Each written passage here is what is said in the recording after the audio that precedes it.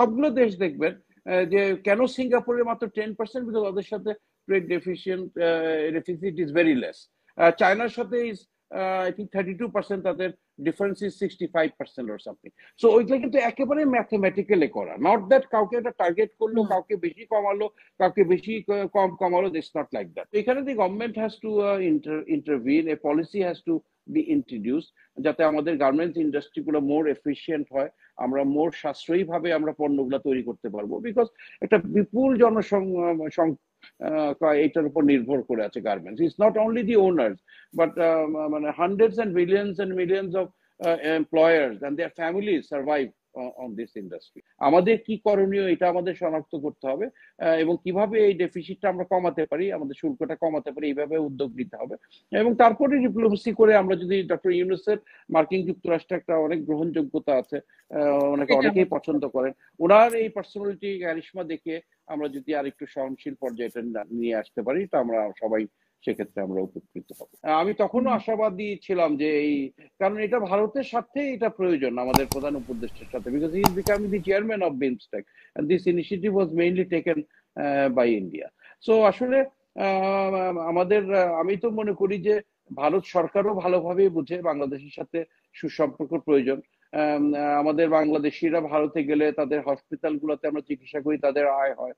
কলকাতা মার্কেটে আমরা বিয়ের শাদী নানা কারণে বাজার সদাই করতে যাই, তাদের ব্যবসায়ীরা লাভবান হয়, আমরাও লাভবান হই। ভারত থেকে যে জিনিসটা কাপড়টা আমরা কিনে নিয়ে এসে বাংলাদেশে অনেক দাম হবে। So for the benefit of both the people of both the nation, this relationship is very important. এবং আমরা খুবই আমরা এখন অধীর আগ্রহে অপেক্ষা করে থাকবো আগামীকালকে কি আলোচনা হয়। বাট আমার মনে হয় না ওরকম এত সিরিয়াস কোনো বিষয় নিয়ে আলোচনা হবে, মূলত একটা সৌজন্য সাক্ষাৎ হবে, গ্রিটিংস হবে, এবং তারা যদি একটা স্টেটমেন্ট দেয় যে আমরা ধীরে ধীরে কাজ করব দুই দেশের সম্পর্কটা যাতে আরো সুদৃঢ় হয়, আমরা যাতে একযোগে কাজ করতে পারি, এই আশা ব্যক্ত করে, এটাই আমার তাদের কাছে আশা। কিছুদিন আগে চীন সফর করে আসলেন আমাদের প্রধান উপদেষ্টা, অনেক কিছু হয়েছে, একটা এগ্রিমেন্ট, বেশ কয়েকটা সমঝোতা স্মারক হয়েছে, বাট আমি যেটা চাচ্ছিলাম সেটা হয় নাই। রোহিঙ্গা ব্যাপারে কোনো ডিসিশন হয় নাই, বিকজ আমি বারে বারে বলেছি যে রোহিঙ্গা একমাত্র মায়ানমার চীনের কথায়, চায়নার কথাই শুনবে। একমাত্র চায়নাই যদি মায়ানমারকে বাধ্য করে, সেক্ষেত্রেই তারা রোহিঙ্গাদের নিয়ে যেতে বাধ্য হবে, আদারওয়াইজ নোবডি এলস। বাট এই ব্যাপারে প্রধান উপদেষ্টা গোয়া সম্মেলনে উল্লেখ করেছিলেন, এশিয়ান নেতৃবৃন্দের সাহায্য চেয়েছিলেন, বাট শি জিনপিং সাহেবের সাথে দেখা সাক্ষাতের সময় এই বিষয়টা উঠে আসেনি। এটাতে আমি একটু মর্মাহত হয়েছিলাম। But I think things are, এবং আমি একটু একবারই যখন সুযোগ পেলাম একটু 37% করটা নিয়ে আমি কি দুইটা কথা বলতে পারবো 2 মিনিট, তারপরে আমি শেষ করি আবার আসার আগে? আমি একটু বলি, আমি এটা নিয়ে খুব স্টাডি করলাম। এখানে কিন্তু অনেকেই বলার চেষ্টা করবে যে ভারতের সাথে সুসম্পর্কের কারণে বাংলাদেশের উপর অতিরিক্ত করটা দিয়েছে, ভারতের কর দিয়েছে 26%, বাংলাদেশ 37%, পাকিস্তানের 29%, etcetera etcetera. But it was a very mathematical decision. Donald Trump ক্ষমতায় এসেছে এবার আমার মতে একমাত্র, যে গতবার যখন ক্ষমতায় ছিলেন US economy was very vibrant, মানুষের জীবনযাপন অনেক উন্নতি, আয় বেড়েছিল, এবং সে কারণেই সে আমেরিকান জনগণের জন্য যেটা ভালো সেই সিদ্ধান্তই সে নেবে। সে বের করেছে যে আমাদের দেশগুলোর সাথে ট্রেড ডেফিসিট কত।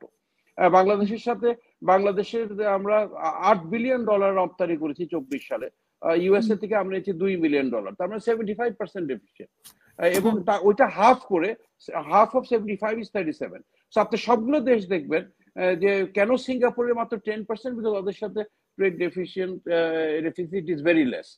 চায়নার সাথে ইজ আই থিঙ্ক 32%, তাদের difference is 65% or something. So ওইগুলো কিন্তু একেবারে ম্যাথমেটিক্যালি করা, নট দ্যাট কাউকে একটা টার্গেট করলো, কাউকে বেশি কমালো, কাউকে বেশি কম কমালো, দিস নট লাইক দ্যাট। আমি আপনার এই বিষয়টা শোনার পাশাপাশি আমি আমার বেশ কিছু ব্যবসায়িক বন্ধু বান্ধবের সাথে কথা বললাম, just to understand the impact of this tax. Bangladesh এর একটা বড় মার্কেট গার্মেন্টস ইন্ডাস্ট্রির, যুক্তরাষ্ট্র এবং ইউরোপ দুইটাই। যুক্তরাষ্ট্রে মূলত লেনিন এবং উভেন এই জিনিসগুলো যায়, এবং আমি কথা বলে যেটা বুঝলাম যে এটাতে হবে কি, আমাদের এফেক্ট হবে ঠিকই, বাট আমরা যে মূল্য আমরা বিক্রি করব, আমাদের থেকে যাদের ট্যাক্স কম তারা হয়তো একটু কম মূল্যে তাদের কাছে বিক্রি করতে পারবে। This is the difference.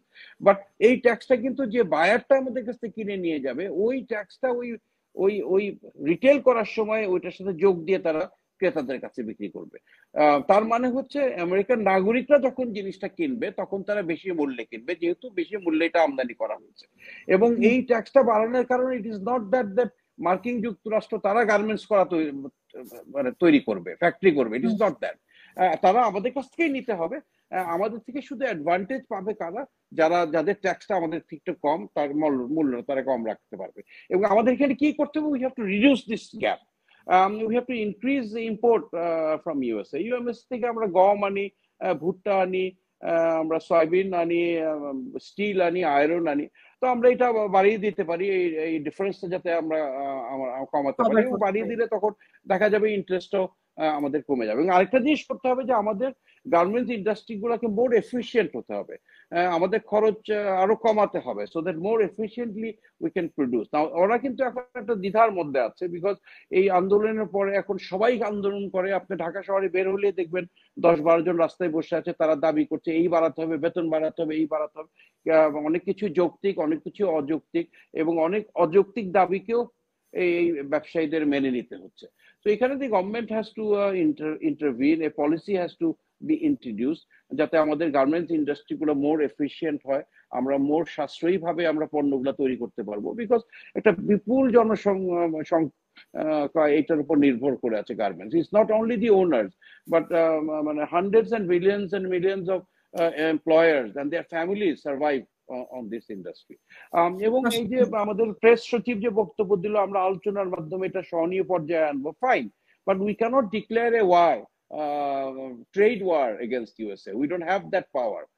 European Union দেখলাম বক্তব্য দিয়েছে যে ট্রেড ওয়ারে কেউ বিজয়ী হয় না। একটা গ্রাউন্ডে যুদ্ধ করলে একদল হারবে, একদল জিতবে, বা ট্রেড ওয়ারে কিন্তু actually both the fighters loose.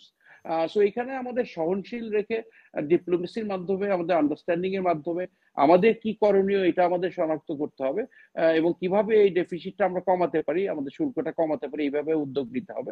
এবং তারপরে ডিপ্লোমেসি করে আমরা যদি ডক্টর ইউনূসের মার্কিন যুক্তরাষ্ট্রে একটা অনেক গ্রহণযোগ্যতা আছে, অনেকেই পছন্দ করেন, ওনার এই পার্সোনালিটি ক্যারিশমা দেখে আমরা যদি আর একটু সহনশীল পর্যায়ে নিয়ে আসতে পারি, তা আমরা সবাই সেক্ষেত্রে আমরা উপকৃত হব। আপাতত এটা বলেই আমি শেষ করছি।